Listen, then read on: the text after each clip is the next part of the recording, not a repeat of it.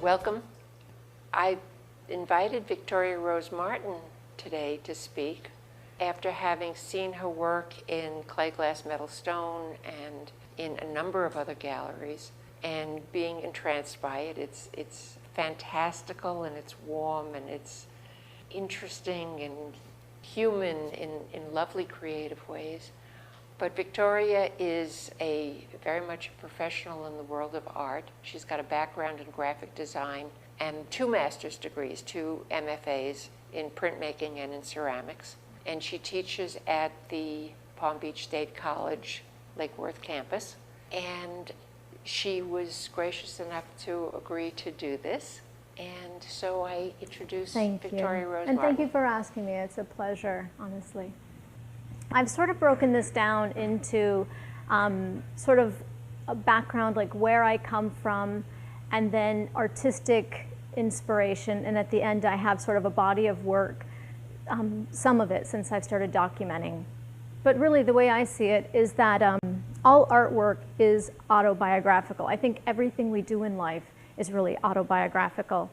Whether you're a songwriter, a photographer, whether you sculpt, I really think that everything we experience in life sort of enters our body, enters our brain, and it distills, and then at just the right time, if you're an artist, it finds its way out of your fingertips. So that's sort of how I approach my art, is that it's really an autobiography of my life and experiences. And hopefully, towards the end, you'll understand autobiography when you see little cloven-hoofed little men with ears on them. It'll make sense to you. But I do like whimsy, and I do like fantasy in my art, and I have a very vivid imagination. And so the past. Originally, I'm from Alexandria Bay, New York. It's the Thousand Islands region. And if you look just under the word population, that's actually Hard Island, and there's a castle on that. And I will show you pictures of Bolt Castle.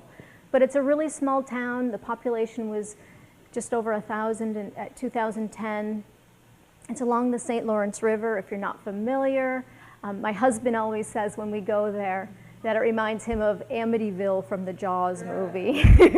So it's very homey. It was a great place to be raised. I never had babysitters. It was, like I said, very rural. If you're not familiar with the geography, that's a Google map, and you can see that the St. Lawrence River actually separates the United States from Canada. So there was a lot of sort of cross-pollination going across the river to Canada and that sort of thing. So just a really wonderful place to come from. It's also known as the Thousand Islands, and yes, the salad dressing does get its name from there. A lot of the big oil barons, a lot of the very wealthy back in the 1800s, they would build their summer homes up in the Thousand Islands region. And seemingly the guy who started the Waldorf Astoria used to serve the Thousand Island dressing in his mansion on one of these islands, and that's where the name came from. So just a little useless trivia you don't need to know. But Bolt Castle, so just off the village, when we moved into Alex Bay from even further out in the country, that was the view from my bedroom window. Yeah. Yes. So it really did a lot for my imagination. I remember in the town, during the summer, we had a very big tourist base. We had a lot of people coming from New York City and all around the country. But in the winter, it got very quiet. And outside the tourism industry, it wasn't really a wealthy place to live. But during the winter, they would have these arts and craft classes for the kids in the village to go down and keep us out of trouble. So they showed me how to make clay out of cornstarch and water. And I can remember standing in my bedroom and looking out the window and seeing Bolt Castle. And that was actually one of the first things I ever sculpted. And it, like I said, it just really did great things for my imagination. It's a beautiful part of the country. So it's absolutely, like I said, I try to get home whenever I can. So my sister is just down this past week from upstate New York, from Alex Bay, and they got 44 inches of snow on, I think, Thursday. So like I said, it's very cold. This is a good place to be this time of year. So Bolt Castle, another big influence in my life is that I am 1 out of 11 children in my family. So my parents were very prolific, and I tend to be a very prolific artist myself. That's me in the center. I actually have 5 brothers and 5 sisters. And it's sort of funny because I find that my life has always been sort of about balance. So I think maybe part of it was balancing the 5 brothers with the 5 sisters. And we were, as girls, we were never told, you're a delicate little flower, you shouldn't be out chopping the wood and doing the things with the boys. It was always get your butt outside too. And I find artistically that I've always had sort of this dance between 3D and 2D. And maybe that's part of it, I'm not sure. But we were sort of the wild children that played out in the fields and just real nature babies, if you will. And I think coming from such a big family, I know my parents were prolific, and I think that's why I can't sculpt just one piece. When I sit down to sculpt, I make 10. I make a lot of things. I'm very quick. I find that if I haven't been in my studio for a while, that I have very eager hands and the pieces just sort of fly out, and I go through a series and then I hop off onto another series. I might readdress. But I like double figures. If you are familiar with some of my more later work that I'm doing in the past year or two, this really inspired all of my double pieces, where you see sort of the figures with the arms sort of wrapped around each other. And I think the human figure, I just can't seem to go away from it. I've tried painting abstract, I've tried doing different things, and I always go back to the figure, and I like sort of multiple figures. The little hottie on the right here, that's my mom when she was a baby on Coney Island. But that photograph, and you can see they're groups of figures. And I love the crazy old-timey bathing suits. I think they're so funny. You can't tell if they're sort of circus costumes or if they're bathing suits. And I really respond to that. And being 1 of 11 children, I grew up with hand-me-downs. And when I would get my brother's old jeans, and I had to hold them up, cinched and falling off me, I loved it. And everything was sort of mismatched, and you got what you got. But I love how these little outfits are sort of droopy, and they make me smile. I love things like that. And I tend to show that in my work. And this is just an image I found off the internet. But the same thing, you can't tell if they're old-timey bathing suits or circus outfits. And the fact that they're wearing the strappy shoes, I would say there's some sort of acrobats from the circus. But I really respond to those sort of costumes, and that's usually how I dress my figures. And I want to talk about this because I know that I suffer from an affliction where I always want to address the human form in my work. But when that comes up, what do you all see? A face? A face, yeah. But it really, if you think about it, it's just 3 circles in a straight line, right? But the humans, they say that human beings are actually hardwired to spot out the other faces in the landscape. And there's actually a name for it. I'm surprised you don't hear ads for it on the evening news. Pareidolia. And it's, if you've ever looked at the clouds and seen animals in the clouds, or if you've ever seen, like, look I see a face in that little pattern on the wall. But humans actually, they say, are hardwired to respond to other human beings. Even Leonardo da Vinci mentioned that he used it. He would look at a little spot or a stain on a wall or see pebbles arranged in a certain way, and he would say, that in the red, that there's an infinite amount of things that you can, conceive from these patterns. So don't dismiss them. Look at the clouds, look at things, look at patterns and see if you can make any sense out of them. Carl Sagan, another great mind, he thinks that it is a survival technique that we have, that we are hardwired to search out faces. So by being stuck on my compulsion to make human forms and faces, and I know a lot of people tell me that they like the faces that I sculpt, they find them sweet or whatever, I think I'm in good company. And this I found on Google. And this is an aerial over Russia. And when I look at this, all I can see are faces. I don't know if you all can too, but I'm good. I'm in good company. Everybody suffers the same affliction. So it's really, and it's everywhere. This is horrible. A teapot. That's horrible. They actually sold out. It's disgusting. But same thing. People said Adolf Hitler was the teapot. Or this, a chicken McNugget. Sure. The handle's like the little mustache and the horrible comb over. No, he didn't, but people saw it. The same way that the landscape can't help, it's just people saw something there. To me, I had to actually sit and look at it for like 10 minutes and say, where is he? I just don't see it. Back to the happier little chicken McNugget here. So somebody actually paid 5,000 pounds, that's British sterling, for this chicken McNugget because they thought it looked like George Washington. So what I have to say is, somebody sold please, it. yes, they sold it on eBay. Somebody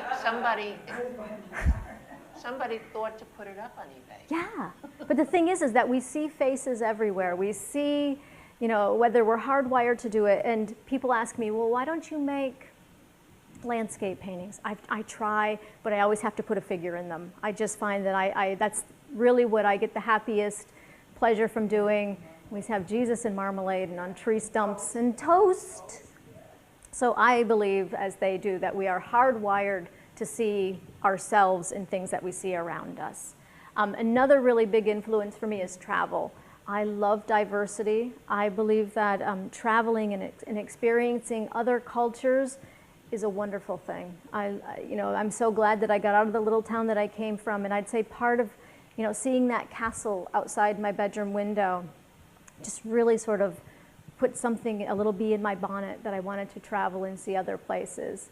So like I said, experiencing other cultures and seeing different things, different colors and textiles and patterns. And favorite things that I love to do is go to thrift stores and fabric shops and look at swatches and just to see what other people do. And really, like when you're somewhere like London, and I took that in the Tower of London, and I just looked out the window and they had that old seated glass in it. It was almost like funhouse glass, it was almost distorted. And it really does take you to another place in time. And I'm all about energy. And I just love being somewhere and just feeling, the buzz around you. So I think travel, if you get the opportunity to travel, go. Just do your thing. One of my favorite places, I will literally spend hour upon hour a day sitting in the British Museum and sketching in my sketchbook. I love it. And whether it's ancient bronzes or something from the 17th, 18th century, I mean, when you look at a piece like this, the clothing, and at one point in time, I was actually putting cloth on my figures and doing polymer clay. And then seeing pieces like this sort of got into my mind, like, why am I sewing things? I should just put them into the kiln and, and make the fabric that way. So really, the British Museum is a huge inspiration. And once again, I tend to study the human and animal forms quite a lot. And these are ancient bronzes. And then in the past, I've moved around a bunch in my lifetime. And one time while I was packing up stuff in boxes, and I sort of took inventory of my house, I realized that the things that I collect, like from other artists and things like that, generally are three-dimensional. I like objects. And to me, when I look at these pieces, once again, it's sort of back to the energy, like it's almost like they hold information. They're like record keepers, and they've been somewhere, and they've seen people walking around, and emperors and things like that. And once again, it sets my imagination sort of buzzing.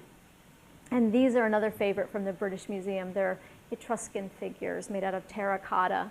And I really respond to sort of the age on these pieces, the fact that the glazes are chipped, and there's pieces that I will sit behind and just try to take my watercolor set and just sort of sketch in my sketchbook what I see in front of me. And of course, winged forms. I'm very big on winged forms. And same, these are all from the British Museum. And just I love the age. And it doesn't bother me if there's fingers broken off or cracks running along the pieces or stuff missing. I just think it adds to the beauty. If I wanted to study something that was absolute perfection, I could go to Macy's and look at the little tchotchkes on the shelf. but I love the concept of art being an artifact from a person's life. And these are just more. And when I look at this little guy here on the left, the way his head is cocked and he's sort of, you know, in the middle of an expression or about to do something, that's something I attempt to achieve in my artwork as well. I like there to be a little bit of tension. Usually there's sort of a dark undercurrent in my work where you don't know if something's about to happen or just happened. But once again, these are smaller forms. These might be like 8 inches tall. And there's a few pieces that I have that I want to show, and they actually made me gasp. I remember seeing these in art history class back at the university, and you know, I was, like I said, I grew up in a rural area. We didn't travel, with 11 kids to feed. There were no luxuries like that. So when this came up during art history class, I just couldn't believe. I thought it was a piece of modern art. To me, it just looked so current. I was astounded. And I love the fact that making ceramic forms, some of the oldest pieces of art on the planet are actually these little figurines found on cave floors. I absolutely love that. The clay is sort of a record keeper, and her little bird-like arms that sort of fold over. And they believe these were used for fertility purposes, for crops and, you know, reproduction and things like that. Another sort of on the same avenue, these are Cycladic figures from Greece. And when I saw these, to me, I read them when I first saw them in undergrad. I thought they could have been something by Brancusi or something like that. They looked very modern. And back to our affliction of finding faces, you know, where there's not really a lot of information. If you look at that, it's just sort of an oval shape with a little stripe down the center. But my brain fills all the information in, even the little hints of lines that portray the arms. You don't need a ton of detail, but the information is there. And just another view from the British Museum. And same, just an oval. I mean, to me, it's ancient, but to me, it feels like modern art. Exactly, yes, absolutely. And what I love is that when you see that, you can say, oh my gosh, he must have been influenced by them too. And as an artist, and I'm not sure how many of you are fellow artists as well, but I would say to you, look at the past. Don't reinvent the wheel. You're not going to reinvent the wheel, number one. If you do, congratulations. But I think every artist looks back to someone else, whether it's somebody looking back to Michelangelo's work. Always look at the past, see what people have done. And urban art, another huge influence. When I'm in London, when I'm not in the British Museum, my husband and my husband's actually the one who came in late here. We actually, the poor man suffers. I drag him around the East End of London, and I just love the urban art. And to me, the difference between urban art and graffiti is urban art is artistic. I mean, when I look at it, I mean, I can see Jimi Hendrix, and it's a beautiful piece. It happens to be on a wall. And graffiti is when somebody paints on a wall, Victoria was here or whatever, and it's a name or it's a tag. So these are sort of art pieces. And the same thing, I love how somebody came after the fact with a Sharpie or something and drew over top of it. And with time, this is going to fade, and then it becomes something else. And you walk around corners, and there might be a stencil of something on a door, and then the rust stains. But it's the passing of time and age again. I love aged surfaces, excluding the face. But I love aged surfaces, and I love seeing the element of time in a piece of work. And same thing, just like when you look at something like that with the arrows, that reminds me of Basquiat, where there's a sort of random arrows or shapes or something, or letters or words. Or even look at the hands. They're not connected, but I mean, our mind's eye fills in the blanks. This piece I really liked. The whole wall was painted white, and then somebody actually went in with a chip, and they chipped anywhere you see sort of the tan areas of the face, they actually chipped into the concrete. But that's actually on the Truman Brewery in London, in the East End. And they actually have a lot of spaces now, thanks to people like Banksy and other urban artists who've sort of led the path, I guess you could say, where they have places where they welcome artists to come and put up their art. And I've even seen Banksy's where they take big pieces of plexiglass to protect it so people can't paint over it. And I love the idea, well, it's sort of a dichotomy, I guess, really, because I love the fact that nobody can really own that. The Truman Brewery, yes, it's on their wall, and I'm sure they could knock the wall down and take brick by brick and do it, but it's really artwork for everybody to enjoy when you're just walking up the street. And there's something really nice about that, but then hypocrite because I sell my work, so, but. And this is, there's actually a restaurant or a bar in London called Cargo. And same thing, they have a space, they welcome artists to come in and put up their work and create things. And same thing, the juxtaposition of something like this where you have this black wall with the little skull and crossbone and then the other side with the bright colored face. And the next slide is actually a continuation of what you see on the left. But same thing, the fact that somebody comes and they put a poster on top of it, or somebody does something else on top of it, and you see those layers of different things that have happened, you know, as the person put them up. And you can see the Jimi Hendrix here down at the bottom, and just the scale of some of these things. And even I poked my head, I couldn't find the image, but I poked my head in one of these little wooden doors, and somebody had done something inside of Kate Moss, like a mugshot or something. So it's just, to me, it's an art gallery out in the streets, and I just love sort of the surprise of wandering around and just seeing a little bit of everything. And it can be something really just sort of simple and modern, you know, typographic for the graphic designer in me, or Shepard Fairey, who did a presentation at Cargo.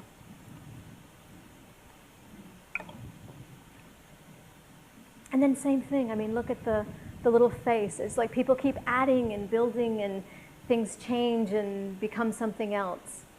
So I love that. And even when I'm glazing my pieces, I think about that. Like I tend to put a lot of coats of glazes on them, and I'll give washes of a color and then do another glaze of a color on top and then another wash of something, because I'm trying to get sort of that aged, crusty artifact sort of feel. And this slide, the next one that will be coming up is a detail of this area down here. But just the size of some of these things, like I said, just and random things, like penguins at the bottom with verbiage and portraits and pieces of paper glued on top. Another inspiration is nature-based spirituality. And a big part of that is anthropomorphic figures, or animals combined with humans. And when this is part of an Eskimo song, but when I read those words, to me that was exactly what I was trying to say with my artwork. In the very earliest time when both people and animals lived on Earth, a person could become an animal if he wanted to, and an animal could become a human being. Sometimes they were people and sometimes animals, and there was no difference. All spoke the same language. And really, I think, like when I see people, I sit on Google a lot, and I just sort of poke around and I put in like Native American quotes or something. And when I saw it, it was one of those moments where, that's it. That's exactly what I was trying to say, and someone said it for me. So really, I love the quote. And it's not like I'm doing and starting that either, because people have been making sort of anthropomorphic figures since way back. The god Horus with the falcon head, so having human and animal attributes in the same creature. We have Isis with her beautiful wings, and it's kind of hard to see in the slide, but even her body is almost like scales or feathers. So just when you might look at somebody like Adrienne Arleo, who's a fabulous ceramic artist, you look at her things and you say, oh, but maybe she looked at that, because there's similarities. And I love being able to, like you were saying about the cyclic figures, I think that's a lovely thing. So Isis, and of course Anubis with the dog head. So I'm just sort of following what people have been doing for century upon century. These are by some paintings by Kirby Sattler. And if you saw the awful Lone Ranger movie that came out last summer, and if you did, I'm sorry, because I didn't enjoy it personally. But the Johnny Depp character was actually based on Kirby Sattler's paintings, where he had the eagle or the crow on his head. But same thing, when I look at the colors on his face, the sort of the stippled skin tone showing, and then the beautiful yellow. And when I look at the drum, and I can see sort of like that age time again, like something is worn and time has passed, like he's held this for a long time. And same thing, even though it's a buffalo skin wrapped around him, still that feeling of an animal spirit surrounding him. And I think his paintings really have a way of sort of really pulling that to the surface. And when I saw this painting, this is my father. My father's actually was half-blooded Native American. And when I was a little girl, I remember one time I was in the driveway and I saw anthills and I was sort of kicking at him. And he came up to me and he said, "What are you doing?" And I said, "Well, just kicking over these anthills." And he said, "Do you know how hard they work to make their houses? Do you have any idea? They're just trying to get food for winter so they don't starve to death, and there you are kicking their house over. Think about them." So I felt terrible. But as a child, like, my family actually lived on an Indian reservation just prior to my birth, and right before I was born, they moved off the reservation. So he could actually speak some of the language, a great respect for nature. Nez Perce, but he actually lived up on the Akwesasne tribe up in Messina, New York. So, but he just was all about nature, his gardens. He would do things the old way, like putting fish into the hole to plant the corn. So just a real respect for nature. Only take what you need and give thanks for what you're given. And just really huge influence. So I tend to be a more spiritual person and not a religious person. I think at the root of everything in life is love, really. And I think that things get sort of distorted once you get past that. I think all religions have a good heart, but I just think that nature, just have a respect for nature. And I try to have sort of a little nature twist in my pieces. So that's sort of things like from my past or things that I've seen and experienced. So the next little segment here are artists who actually influenced me. And it's Christine Federighi, Bernini, and Max Beckmann would be my three biggest people that I have a lot of respect for. And I don't know if you all know who Chris Federighi was, but she was a professor at the University of Miami where I went to school. And she made those large totem forms. She was a narrative artist, and down at the university there was always sort of this push and pull between the abstract people. I had professors like Darby Banner, whom Clement Greenberg once said was the greatest painter alive. So very abstract. He was roommates with Frank Stella in college. I mean, just very abstract, very postmodern. And then I had Chris, who was making these very narrative pieces, carving personal symbolism onto the surface of her work, telling her story, but she always wanted her work to tell a story. So like I said, she narrated her pieces, and before she got breast cancer, and she actually passed of breast cancer, she was making these large forms, and some of them were 6, 7 feet tall, very sort of quiet pieces, if you know what I mean. They just told their story around the surface. And Chris would actually spend the summers in Colorado and her winters teaching in Miami. So she would often have sort of a combination of Western influence versus Florida and the lush, tropical, bright colors. These weren't glazed in a kiln. They were actually spray painted black. And then she would use oils or acrylics to actually paint the surfaces. So it was really nice because I went to school with someone who wasn't a purist, and I know in the ceramic world some people are very traditional and they really snort at people who use room temperature glazes, as I like to call them, or paint, or firing things in a kiln. But Chris was all about finding your voice. And that's something that I really try to do even over at the college, is there's enough of me to go around. I want them to find who they are as an artist. So just another detail of one of Chris's pieces. You can see the little house. It's almost like on a little rocky outcropping in the water and things wrapping around the form. She had this chair made. It was actually fiberglass or some sort of resin material. And it's just sort of a cute story. We were at SOFA, an art show, and Steven Tyler from Aerosmith came up. And he just sort of bounced in with like these leopard pants and bandanas tied around his leg, and he sat in the chair, and we just, jaws dropped. So she would do other things too. She wasn't so stuck in her ways that she wouldn't experiment with glass or other things. And as someone who sort of flitted around from different materials, Chris was a big inspiration. This is actually a print I did, a linoleum cut for Chris. She asked me to do a portrait of her. So I did one of her carving in her studio with her little dog, Olaf, on the floor, and sort of these ghostly spirits watching her as she carves. And when Chris got sick, and she could no longer, use her arms and the muscles, she actually started making these balls. And they varied in size. She had some that were maybe like 3 feet tall, and other little tiny sort of baseball-sized ones. And she called them good cells.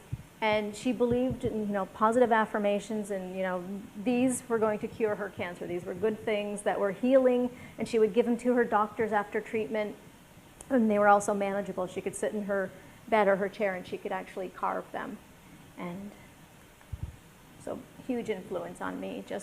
I consider myself really fortunate to have had her as an instructor. And then this piece, this is actually Bernini's Lover. And I remember, this is another piece, when I saw it in art history, I just gasped. And for years, I actually carried, it's really weird, but I actually carried a picture of that in my wallet. I was just so inspired by it. You look at that piece of marble and the emotion in her face, and it's like he caught her at this moment when she was just about to say or do something. And this is a detail. And if you look, you can even see her teeth are inside there, and the little curve. And this is out of marble. And then I love that, such detail in the mouth where you can see the teeth and the inside the lip. But when you look at the eye, look at the hint to the pupil in the iris. So just a lot of emotion in the Baroque work, very theatrical, like a moment when something's about to happen, like David by Bernini, and just the expression on their faces. I really like seeing sort of energy in a piece. And just sort of a side-by-side, you think about the Renaissance and Michelangelo's David versus Bernini's, and you can really see sort of the energy. So Bernini was a really big inspiration for me. I mean, I'm not hyper-realistic like him, but still it's the movement and the motion and the emotion in his pieces. And then I just had to show these. I don't know if you're familiar with Bernini's veiled pieces, but these are carved out of marble. And just amazing. But same thing, look at the emotions, look at the eyes. They're handled differently than the other piece. And the little leaves on her fingers, just the detail. And of course, the third artist that I mentioned, Max Beckmann, he's often lumped with the German expressionist printmaker. And same thing, when I saw this piece in art history class, another gasping moment. Just the expression in it. And I can understand why he's lumped with the German expressionists, because to me there's just so much drama in the piece. And this is probably the main reason why I started carving into forms. And when I get to my body of work, you'll see when I was getting my MFA, I used to make sort of cone shapes or vases, and I would do that sort of treatment on the surface. But probably why I went into printmaking was that portrait. So if you know anything about Max Beckmann, he served as a medic during World War I, and he actually had a nervous breakdown as a result, the things that he saw. And I think in his paintings, that's probably what I respond to, is there's a lot of emotion, there's a lot of psychological sort of things going on. Same thing, the woman sort of staring off into space, something's about to happen or just happened. He was considered a degenerate artist. Because he wasn't painting in the way the Nazis felt he should have been making art. But just very emotional pieces. And I love, once again, sort of the double figures here that I've intending to make. And sort of an homage to a triptych, sort of calling back to religious things in his work. But once again, if you look at the costumes that the characters tend to wear, they're sort of that circusy, old-timey thing. And this one, I took the photo, there's little hot spots on it at the Tate Modern. The same thing, sort of the circus costumes and just the sort of dark undercurrent in the piece. And if you're not familiar with Max Beckmann, it's a portrait of him on the left and a self-portrait on the right. But very edgy. I like the hard lines and the angles, the diagonals. Same thing. So my advice to those of you who are artists is keep a sketchbook. I think that's one of the things that I'm happiest that I do. If I go somewhere and I have my sketchbook and I go to the British Museum, I will draw what I see. And when you draw what you see, it's not the same as taking a photograph. I could take a photograph of this building and I might not notice how many windows are on it. I might just put it on my hard drive and forget about it. But when you sit down and you sketch something, you actually interact with it a bit more. So just to show you that you're in good company if you keep a sketchbook, this is a sculpture by Henry Moore. I'm sure most of you are familiar with his work.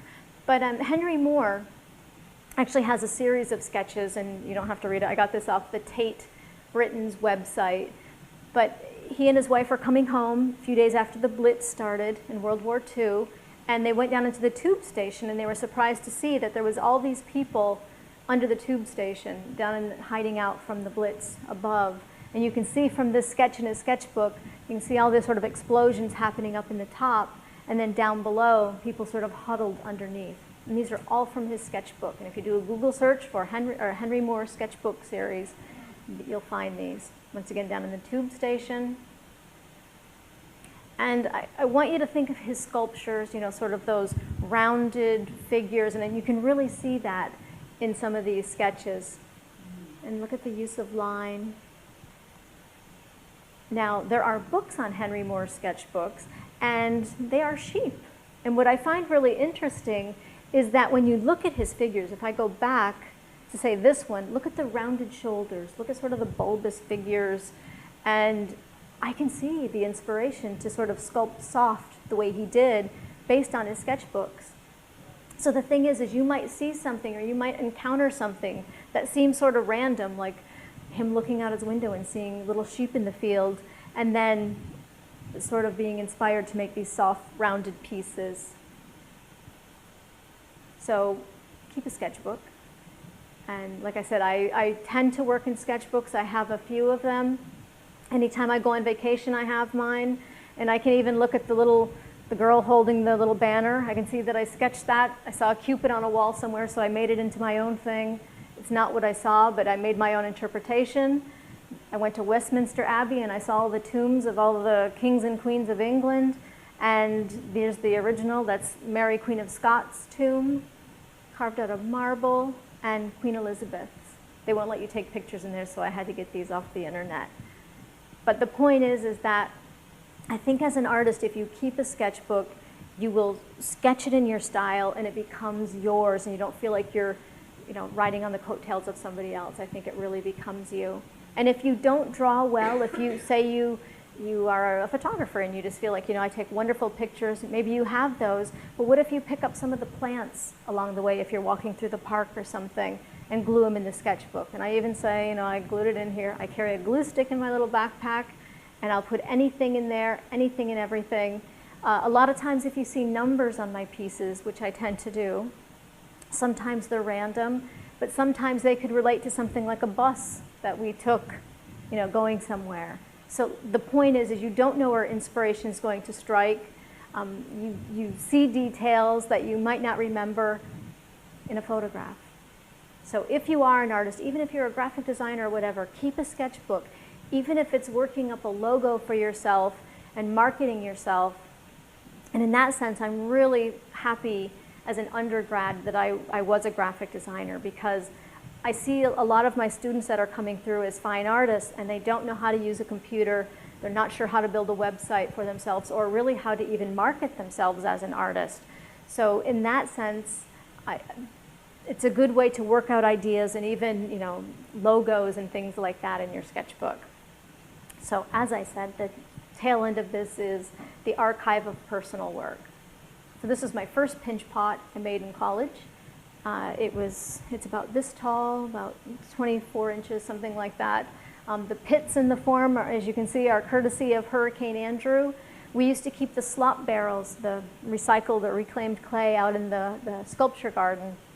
And the pebbles came off the roof, went into the barrel, we made our clay, and bada bing, they blew up out of the pot. But they tell a story, right? It's part of the process of making something. So when I look at that, I can remember where and when I was.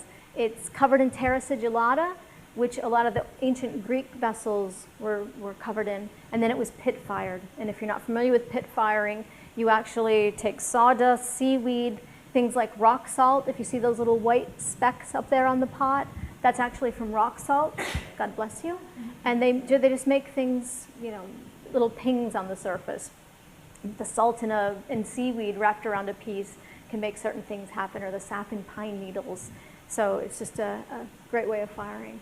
And as I said, my undergrad was in graphic design, and when at the university, when you were a two-dimensional major, you actually had to take a 3D minor. And I didn't want to take a ceramic class, and a friend dragged me to ceramics, and I was just griping my head off. I didn't want to do it, I didn't want to do it. And once I put my hands into clay, oh no, what am I going to do? So I minored in ceramics, and it's funny because my summa cum laude exhibition that I had, I made everything out of clay. And basically what this was, it was the language of graphic design. I made these big columns, and I took logos from companies. I made a dictionary for the committee to look at, and each one sort of had hieroglyphic messages written around the columns. So there's always been a real push-pull between 3D and 2D. So I have ceramic pieces amongst my graphic design pieces. Even those little things that are framed on the wall from my BFA show, they were slabs of clay with quotes stamped into them. They were about war, you know, the perils of war. So I was still, even though I was a graphic designer, I was still doing non-traditional things. And the year between, after I got my bachelor's degree, Christine Federighi, my professor, said to me, why don't you be a resident artist here at the university and maybe apply to grad school next year, build up a body of clay, get a portfolio together. So this is the kind of stuff I was doing during that year. And if you're familiar with my work, you know that from time to time I go back to boxes with heads and birds on them. And usually the birds are my dad, or just sort of angelic messengers or something like that. And I was doing these, now when I look at them, they're so awful. But I was doing sort of these, I lived in Miami, it was all about the ocean and surfing and things like that. So I did these really sea-inspired pieces, but still the figure. I was always going back to the figure, and you know, people would say, oh, that reminds me of, and I'd go back to the studio and sketch and try to refine them and make them more my own. So the same thing happened, funny thing happened in grad school. Halfway through getting my master's degree, somebody said to me, you know what, you should really take a printmaking class. And I said, oh no, I found something else I love. So I was making, and like I said, at the university they had this real push-pull between the abstract people and the realistic people. So I had people on my committee who were very abstract. So the bases were a tribute to them, and I still got my drawing and my narrative pieces. So what I would do is I would use white clay, and I would cover the surface in black slip or terra sigillata, and I would use linoleum carving tools to carve the surfaces out of these. That's really my first MFA. And then I was doing these bowls and cabinets full of bowls with words and drawings on them. That's a cupboard without the bowls inside it. And it's all reclaimed wood. I would just pick up pallets. So my second MFA, so I'm getting my MFA, and I have to go back to ceramics. So meaning that I was carving these linoleums, but what I wound up doing is taking paper clay and printing my prints onto paper clay. Paper clay has about 40% paper mulch in it. So at the university, we would mix our own clay, and we had a garbage disposal where we could just take shredded paper and shove it into it. So you don't want any more than about 40% paper in your clay. And the beautiful thing about it is that when it's green before it's fired, it is like a car mat, like your floor mats in your car. You can shake that thing and you can wiggle it around, and it has very great green strength. So I could take these and actually put them on a printing press. I would take ceramic oxides, mix them with something like gum arabic, and I could roll my blocks, I could fire them in a kiln and they would come out like this on the surface. So once again, it was like printmaking major, but I have to do all my stuff on ceramic. So there's always been this dance sort of between 2-dimensional and 3-dimensional. So these are all linoleum cuts. Same thing, the figure, winged creature, more ceramic pieces, and I would just display them on L hooks. So then after I graduated with my MFA, of course the little boxes and stuff started coming back, and I really like type in a piece, and maybe that's the graphic design background, but a lot of times there's just words on my pieces, and once again, the old crusty sort of surfaces. Then I experimented with woodworking for a while, and these are actually just 4x4s that you would buy at Home Depot. And I started wood carving and experimenting with wood. That's a wood carving. And I just took 2x4s, joined them together, and used chisels and carved it out. So just exploring different media. And maybe I get that from Chris, where she encouraged, trying different material and just trying to find my way as an artist. These are all wood tables, hand carved. And then when I met my lovely husband and I moved out of Miami, I didn't have a kiln. So for a while I painted. So I just sort of explored painting. I've actually, in Palm Beach County, I've painted a lot of the Irish pubs. If you've been to an Irish pub, you've seen my paintings. So I've done a lot of painting, but I always go back to ceramics. And during that time when I was painting, I had to sculpt, but I didn't have the space for a kiln. We were in a condo. I didn't think I had the room. So I experimented with polymer clay. And what I discovered was that polymer clay doesn't have the respect that ceramics has, which is really funny because I always thought ceramics was the low man on the totem pole, but then I discovered there are smaller fish in the sea. So these are actually polymer, and the clothing is actually fabric. And I would dye. No, not at all. It's about maybe 20 inches high, not big at all. And that's another thing, as far as scale goes, I tend to like to work smaller.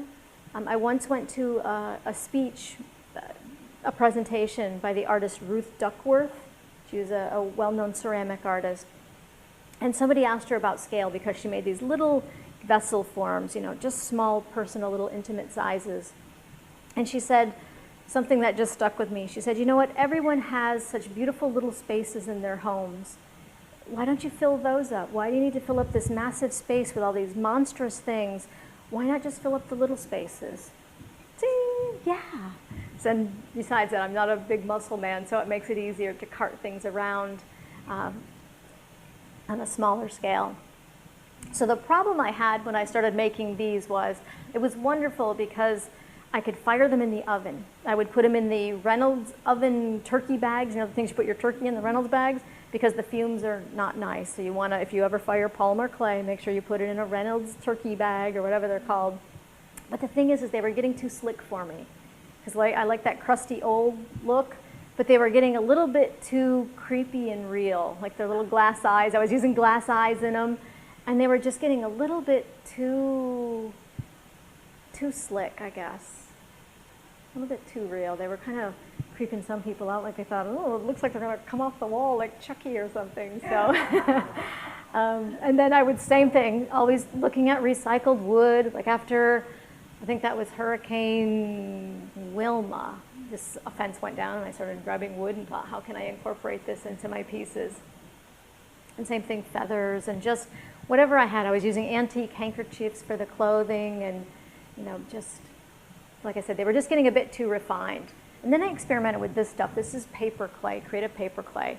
And it's not really paper clay. It's actually sort of like I think it's volcanic ash. I tried making my own recipe of it. I was Googling it and trying to find information. But it is like wood. Once this stuff dries, you don't fire it or anything. You cut it with a saw. It gets really, really strong.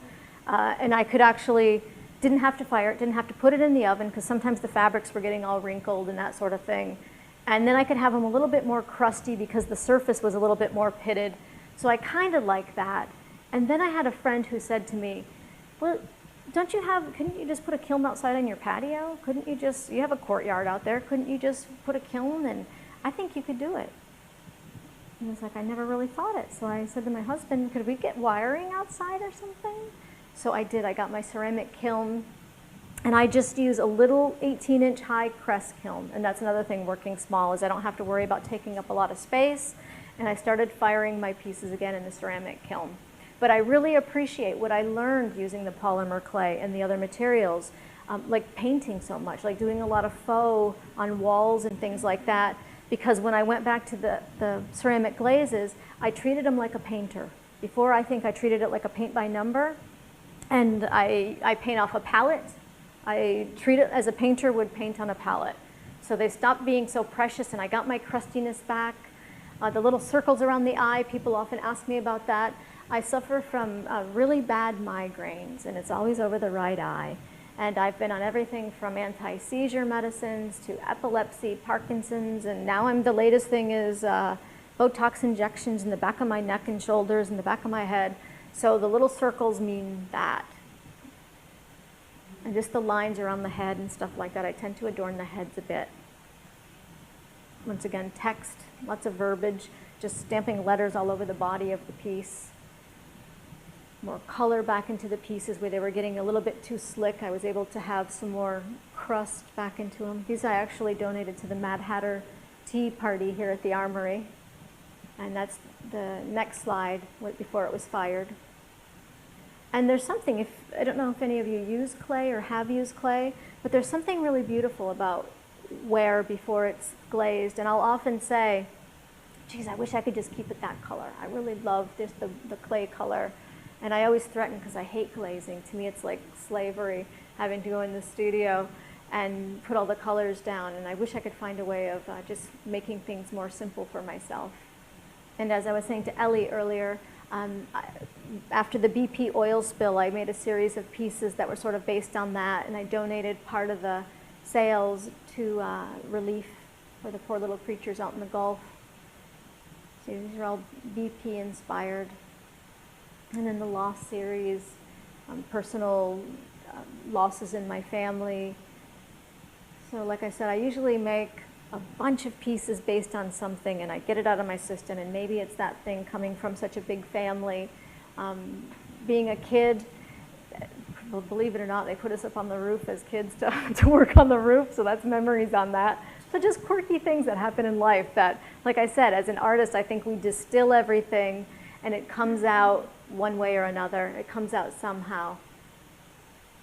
And once again, sort of the animal thing in the human characteristics with the animal, and making things that are more saleable, because as artists, it's lovely to think that we can make these big pieces and try to sell them for $20,000. But I tell you what, I saw a lot more salt and pepper shakers, and some days I rue the day I started making them, but they're bread and butter. And as artists, I think it's really important, especially in an economy like this, that we consider people who might not be rolling in the dough.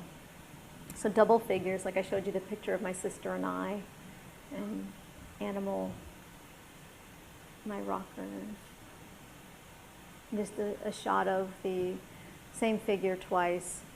So this I made over the summer, this year, 2013. And same thing, I'm always going back and forth between 3D and what can I do two-dimensional. There's a back shot of him, and his little arrows come out.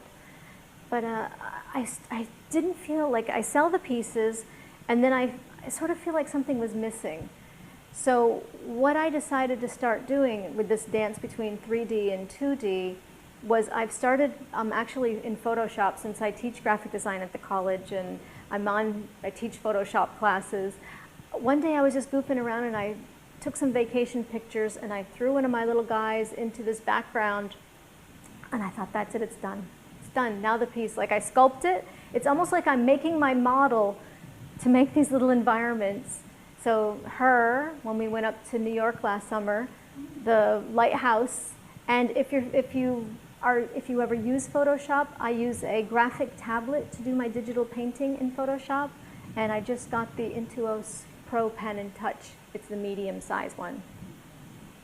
So same thing, vacation pictures, and just taking my artwork, and I feel like when I do these compositions where they're in these environments, that's the little world they live in. Like the things that I really can't demonstrate in my sketchbook, I can here. There they are without the, and these guys. That was just a snapshot, and I mean like turning the pavers blue and and